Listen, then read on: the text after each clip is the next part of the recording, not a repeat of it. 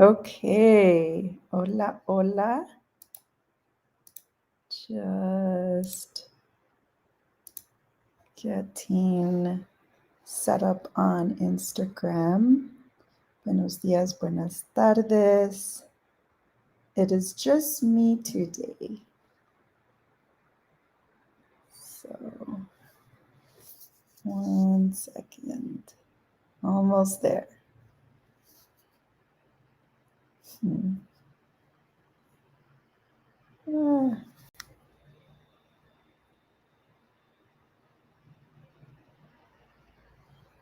Ah. Okay. Feliz Día de los Muertos. So, we've been enjoying sharing with you what it means, what this time of year means in terms of the veil thinning and what different traditions, historically and currently, believe about this time of year, why they practice certain things. Now, there's plenty more to look into because, well, there's plenty of different traditions that do it their own way.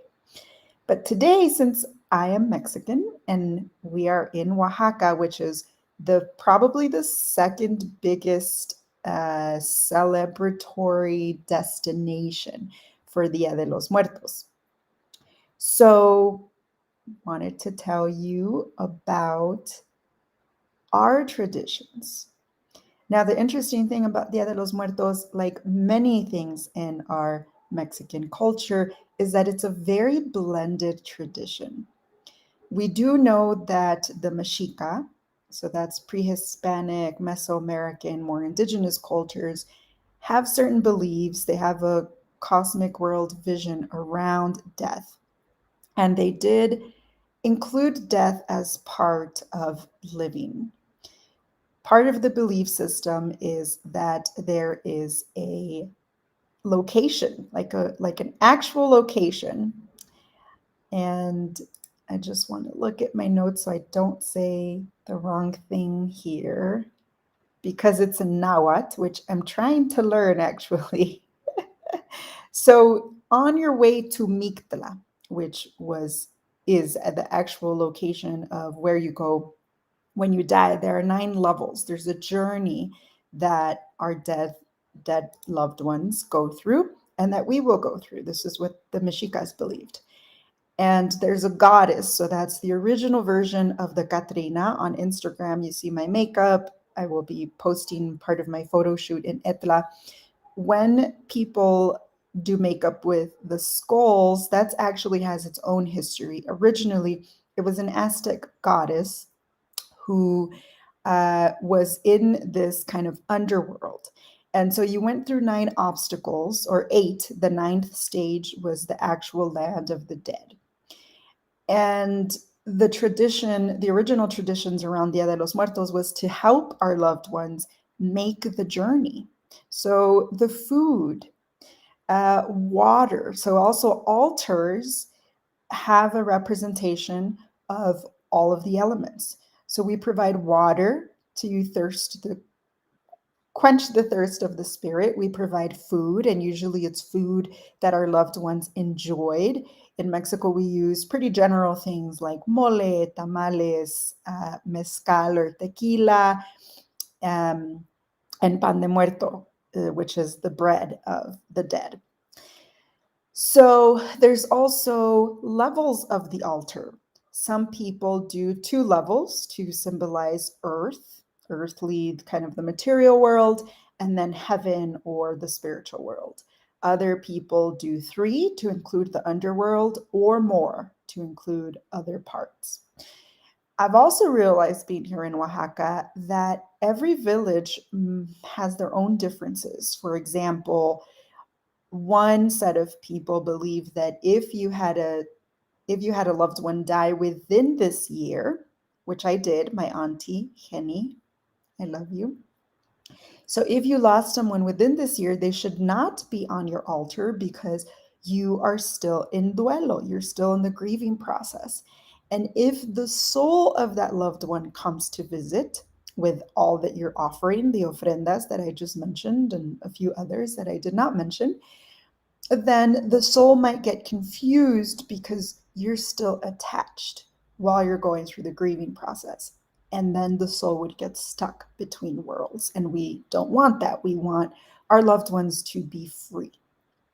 So, as a side note here, I will say, and maybe we'll create another video on this, I do have experiences of seeing not even loved ones, but I do have experiences of seeing spirits that are caught between the two worlds. That started when I was 15 years old. I always say, and in my bio on our website, it says, an indigenous medicine man came crashing into my dream world. Those dreams or visions have never stopped. That is part of my gift and my evolution as a spiritual healer. So back to the Dia de los Muertos, this is why some of the things are important. However, that's a belief in some pueblos and not in others. So there comes this interesting blending of contextual and community-driven tradition. So the other thing about Dia de los Muertos is that it, again, much like many Mexican traditions, it blends European and Catholic tradition as well. So that's very interesting. So we see elements of the religious components, for example, right, and things of that nature. Uh, Not during COVID, at least not in Oaxaca, but otherwise, usually, families would gather and go to the actual cemetery and decorate. That would be maybe part of the altar. You'd have an altar at home, but you also go and spend time with your loved ones in the cemetery. And that becomes a ceremony, maybe a party. Mexicans are very happy people, joyful people, so everything becomes a party.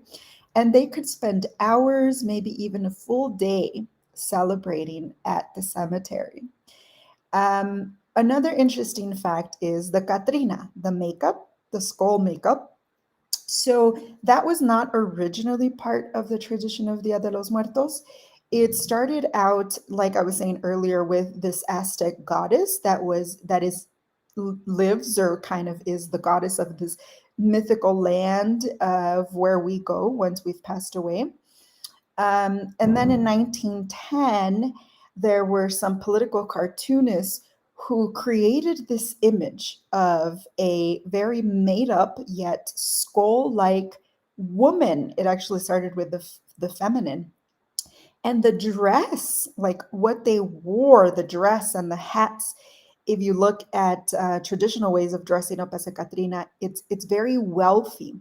So it was a political act to kind of fight back in the Porfirio Diaz days. And actually, the Porfirio Diaz days is what ended up resulting in the revolution in Mexico. So it's interesting that nowadays the Catrina, the makeup, the skull like makeup, it's beautiful and it's become such an emblem of Day of the Dead. And by the way, it's funny we say Day of the Dead because it seems to me like celebrations begin anywhere from like October 29th to November 3rd. Traditionally or historically, it was actually a month-long celebration in August, is one thing I've heard back in the Mesoamerica times. And so now we've moved it to October. So that's all very interesting to me, and I don't know the reasons for that. But yes, so the Catrina was a political way to, it's much like New Orleans actually, to depict. So with the skull-like face, you can't tell the class.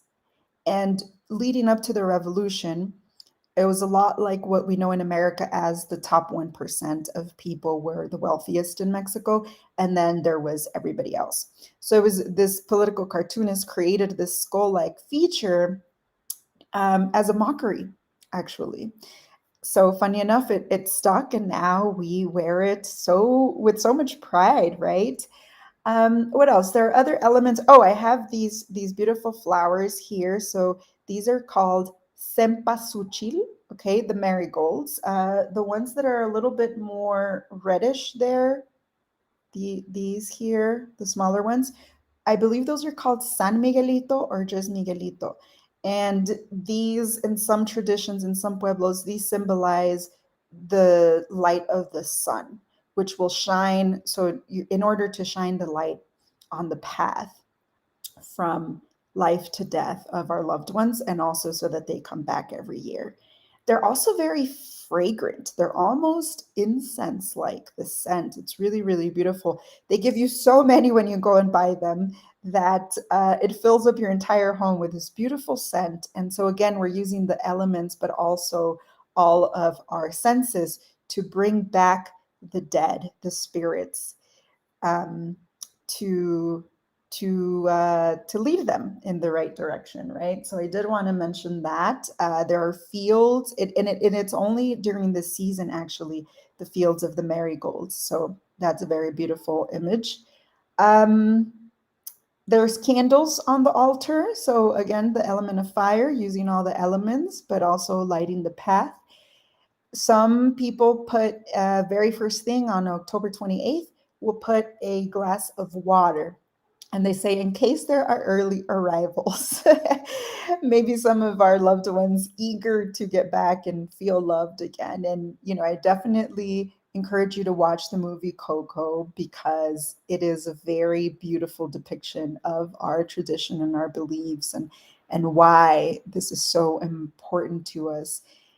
And overall, just this reverence for death. Overall, this message during these days of death being no different than life. Maybe it's just the next stage, maybe it's just a different phase, but really it's part of life. So, this celebration, the encouragement for you to consider that death is just as beautiful as life. And that's what I want to leave you with. If you have any questions, I'm happy to find the answers, or help you out to help understand. And even Wikipedia is actually a good source of information if you want to build your own altar these days. It's not too late. Like I said, some people celebrate until November 3rd, or even until the end of November, depending where you live. So I hope you enjoyed that, and we'll see you again soon. Adios.